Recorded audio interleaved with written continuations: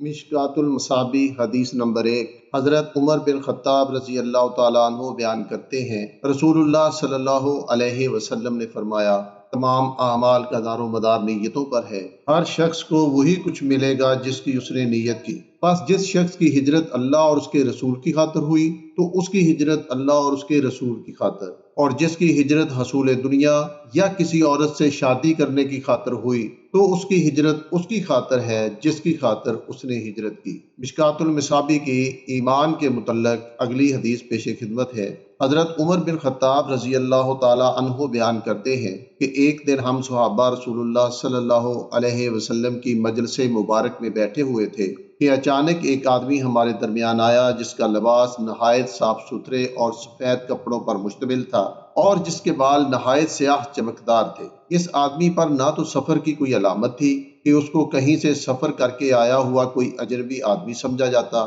اور نہ ہم میں سے کوئی اس کو پہچانتا تھا، جس کا مطلب یہ تھا کہ یہ کوئی مقامی آدمی نہیں تھا اور نہ کسی کا مہمان تھا۔ بہرحال وہ آدمی رسول اللہ صلی اللہ علیہ وسلم کے اتنے قریب آ کر بیٹھا کہ آپ صلی اللہ علیہ وسلم کے گھٹنوں سے اپنے گھٹنے ملا لیے، اور پھر اس نے اپنے دونوں ہاتھ اپنی دونوں رانوں پر رکھ لیے، جیسے کہ ایک سعادت مند شاگرد اپنے جلیل القدر استاد کے سامنے باادب ہو کر بیٹھتا ہے اور اپنے استاد کی باتیں ہمتاً متوجہ ہو کر سنتا ہے۔ اس کے بعد اس نے عرض کیا، اے محمد صلی اللہ علیہ وسلم، مجھ کو اسلام کی حقیقت سے آگاہ فرمائیے۔ رسول اللہ صلی اللہ علیہ وسلم نے فرمایا، اسلام یہ ہے کہ تم اس حقیقت کا اعتراف کرو اور گواہی دو کہ اللہ کے سوا کوئی معبود نہیں، اور محمد صلی اللہ علیہ وسلم اللہ کے رسول ہیں، اور تم پابندی سے نماز پڑھو۔ اگر صاحب نصاب ہو تو زکوٰۃ ادا کرو، رمضان کے روزے رکھو، اور زاد راہ یعنی رستے کا خرچ میسر ہو تو بیت اللہ کا حج کرو۔ اس آدمی نے یہ سن کر کہا، آپ صلی اللہ علیہ وسلم نے سچ فرمایا۔ حضرت عمر رضی اللہ تعالیٰ عنہ فرماتے ہیں کہ اس تضاد پر ہمیں تعجب ہوا کہ یہ آدمی ایک لا علم آدمی کی طرح پہلے تو آپ صلی اللہ علیہ وسلم سے دریافت کرتا ہے اور پھر آپ صلی اللہ علیہ وسلم کے جواب کی تصدیق بھی کرتا ہے جیسے اس کو ان باتوں کا پہلے سے ہی علم ہو۔ پھر وہ آدمی بولا، اے محمد صلی اللہ علیہ وسلم، اب ایمان کی حقیقت بیان فرمائیے۔ آپ صلی اللہ علیہ وسلم نے فرمایا، ایمان یہ ہے کہ تم اللہ کو، اس کے فرشتوں کو، اس کی کتابوں کو، اس کے رسولوں کو اور قیامت کے دن کو دل سے مانو، اور اس بات پر یقین رکھو کہ برا بلا جو کچھ بھی پیش آتا ہے وہ نوشتہ دیوار یعنی قسمت اور مقدر میں لکھے ہوئے کے مطابق ہے۔ اس آدمی نے یہ سن کر کہا، آپ صلی اللہ علیہ وسلم نے سچ فرمایا۔ پھر بولا، اچھا اب مجھے بتائیے کہ احسان کیا ہے؟ رسول اللہ صلی اللہ علیہ وسلم نے فرمایا، احسان یہ ہے کہ تم اللہ کی عبادت اس طرح کرو گویا کہ تم اس کو دیکھ رہے ہو، اور اگر ایسا ممکن نہ ہو یعنی اتنی یکسوئی میسر نہ ہو سکے تو پھر یہ دھیان میں رکھو کہ وہ تمہیں دیکھ رہا ہے۔ پھر اس آدمی نے عرض کیا، قیامت کے بارے میں مجھے بتائیے کہ کب آئے گی؟ آپ صلی اللہ علیہ وسلم نے فرمایا، اس بارے میں جواب دینے والا سوال کرنے والے سے زیادہ نہیں جانتا، یعنی قیامت کے متعلق کہ وہ کب آئے گی۔ میرا علم تم سے زیادہ نہیں، جتنا تم جانتے ہو اتنا ہی مجھ کو معلوم ہے۔ اس کے بعد اس آدمی نے کہا، اچھا اس قیامت کی کچھ نشانیاں ہی مجھے بتا دیجئے۔ آپ صلی اللہ علیہ وسلم نے فرمایا، لونڈی اپنے آقا اور مالک کو جنم دے گی، اور ننگے پاؤں، ننگے جسم، مفلس، غریب اور فقیر اور بکریاں چرانے والوں کو تم عالی شان مکانات میں فخر اور غرور کے ساتھ زندگی بسر کرتے ہوئے دیکھو گے۔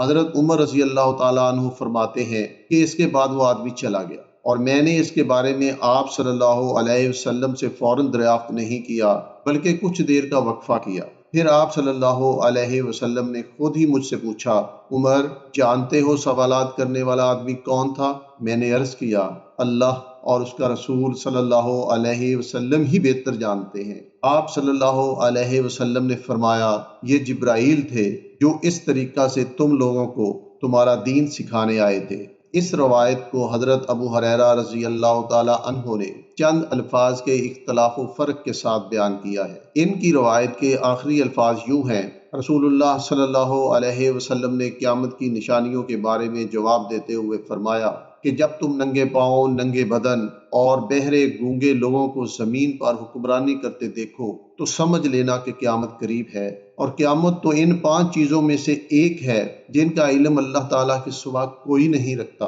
پھر آپ صلی اللہ علیہ وسلم نے یہ آیت پڑھی جس کا ترجمہ یہ ہے، اللہ ہی کو قیامت کا علم ہے اور بارش کا کہ کب برسائے گا، اور وہی حاملہ کے پیٹ کی چیزوں کو جانتا ہے کہ لڑکا ہے یا لڑکی، اور کوئی آدمی نہیں جانتا کہ وہ کل کیا کام کرے گا، اور کسی آدمی کو نہیں معلوم کہ کس زمین پر اسے موت آئے گی، بے شک اللہ ہی جاننے والا اور خبردار ہے۔ مشتاق المصابی کی ایمان کے متعلق اگلی حدیث سماعت فرمائیں۔ حضرت عبداللہ بن عمر فاروق رضی اللہ تعالیٰ عنہ بیان کرتے ہیں کہ رسول اللہ صلی اللہ علیہ وسلم نے ارشاد فرمایا، اسلام کی بنیاد 5 چیزوں پر ہے۔ اول، اس بات کا دل سے اقرار کرنا اور گواہی دینا کہ اللہ کے سوا کوئی معبود نہیں اور محمد صلی اللہ علیہ وسلم اللہ کے بندے اور رسول ہیں۔ دوم، پابندی کے ساتھ نماز پڑھنا، صوم، زکوٰۃ دینا، چہارم حج کرنا، پنجم رمضان کے روزے رکھنا۔ مشکات المصابی کی ایمان کے متعلق اگلی حدیث سماعت فرمائیں۔ حضرت ابو ہریرہ فرماتے ہیں کہ رسول اللہ صلی اللہ علیہ وسلم نے ارشاد فرمایا، ایمان کی شاخیں 70 سے کچھ اوپر ہیں، ان میں سب سے اعلیٰ درجہ کی شاخ زبان و دل سے اس بات کا اقرار اور اعتراف کرنا ہے کہ اللہ کے سوا کوئی عبادت کے لائق نہیں، اور سب سے کم درجہ کی شاخ کسی تکلیف دینے والی چیز کا راستے سے ہٹا دینا ہے۔ اس کے علاوہ شرم و حیا بھی ایمان کی ایک شاخ ہے۔ مشتاق المصابی کی ایمان کے متعلق اگلی حدیث سماعت فرمائیں۔ حضرت عبداللہ بن عمرو بیان کرتے ہیں کہ رسول اللہ صلی اللہ علیہ وسلم نے فرمایا، مکمل مسلمان وہ ہے جس کے ہاتھ اور زبان کی تکلیف سے مسلمان محفوظ رہے، اور اصل مہاجر وہ ہے جس نے ان تمام چیزوں کو چھوڑ دیا جن سے اللہ تعالیٰ نے منع فرمایا ہے۔ یہ الفاظ صحیح بخاری کے ہیں، اور امام مسلم نے اس روایت کو ان الفاظ میں نقل کیا ہے کہ ایک آدمی نے رسول اللہ صلی اللہ علیہ وسلم سے دریافت کیا کہ مسلمانوں میں سب سے بہتر کون ہے؟ آپ صلی اللہ علیہ وسلم نے فرمایا، جس کی زبان اور ہاتھ کی چوٹ سے مسلمان محفوظ رہے۔ مشتاق المصابی کی اگلی حدیث سماعت فرمائے۔ حضرت انس بن مالک فرماتے ہیں کہ رسول اللہ صلی اللہ علیہ وسلم نے فرمایا، تم میں سے کوئی آدمی اس وقت تک مکمل مومن نہیں بن سکتا جب تک کہ میں اس کو اس کے باپ، اس کی اولاد اور تمام لوگوں سے زیادہ محبوب نہ ہو جاؤں۔ ایمان کے متعلق اگلی حدیث سماعت فرمائے۔ حضرت انس بیان کرتے ہیں کہ رسول اللہ صلی اللہ علیہ وسلم نے ارشاد فرمایا، جس آدمی میں یہ 3 چیزیں ہوں گی وہ ان کی وجہ سے ایمان کی حقیقی لذت سے لطف اندوز ہو جائے گا۔ اول یہ کہ اسے اللہ اور اس کے رسول کی محبت دنیا کی تمام چیزوں سے زیادہ ہو۔ دوسرا یہ کہ کسی بندہ سے اس کی محبت محض اللہ کی رضا اور اس کی خوشنودی کے لیے ہو۔ تیسرے یہ کہ جب اسے اللہ نے کفر کے اندھیرے سے نکال کر ایمان و اسلام کی روشنی سے نواز دیا ہے تو اب وہ اسلام سے پھر جانے کو اتنا ہی برا جانے جتنا آگ میں ڈالے جانے کو برا سمجھتا ہے۔ ایمان کے متعلق اگلی حدیث سماعت فرمائیں۔ حضرت عباس بن عبد المطلب فرماتے ہیں کہ رسول اللہ صلی اللہ علیہ وسلم نے فرمایا، جس آدمی نے اللہ تعالیٰ کو اپنا پروردگار، اسلام کو اپنا دین اور محمد صلی اللہ علیہ وسلم کو اپنا رسول خوشی سے مان لیا تو سمجھ لو کہ اس نے ایمان کا ذائقہ چکھ لیا۔ ایمان کے متعلق اگلی حدیث سماعت فرمائیں۔ حضرت ابو ہریرہ فرماتے ہیں کہ رسول اللہ صلی اللہ علیہ وسلم نے فرمایا، اس ذات کی قسم جس کے قبضہ میں محمد صلی اللہ علیہ وسلم کی جان ہے، اس امت میں سے جو آدمی بھی، خواہ وہ یہودی ہو یا نصرانی یعنی عیسائی، جب وہ میری نبوت کی خبر پائے اور میری لائی ہوئی شریعت پر ایمان لائے بغیر مر جائے وہ دوزخی ہے۔ مشتاق المصابی کی ایمان کے متعلق اگلی حدیث سماعت فرمائیں۔ حضرت ابو موسیٰ اشعری رضی اللہ تعالیٰ عنہ فرماتے ہیں کہ رسول اللہ صلی اللہ علیہ وسلم نے فرمایا، 3 آدمی ایسے ہیں جن کو 2 اجر ملیں گے۔ اس اہل کتاب یہودی اور عیسائی کو جو پہلے اپنے نبی پر ایمان رکھتا تھا اور پھر اس نے حضرت محمد صلی اللہ علیہ وآلہ وسلم پر بھی ایمان لایا۔ اس غلام کو جو اللہ کے حقوق بھی ادا کرے اور اپنے آقاؤں اور مالکوں کے حقوق بھی ادا کرتا رہے۔ اس آدمی کو جس کی کوئی لونڈی یعنی خریدی ہوئی غلام نوکرانی تھی اور وہ اس سے صحبت اور ہم بستری بھی کرتا تھا، پہلے اس کو اچھا ہنرمند بنایا، پھر اس کو خوب اچھی طرح سے تعلیم دی اور پھر اس کو آزاد کر کے اس سے نکاح کر لیا تو یہ بھی دوہرے اجر کا حقدار ہوگا۔ مشتاق المصابیح کی ایمان کے متعلق اگلی حدیث پیش خدمت ہے۔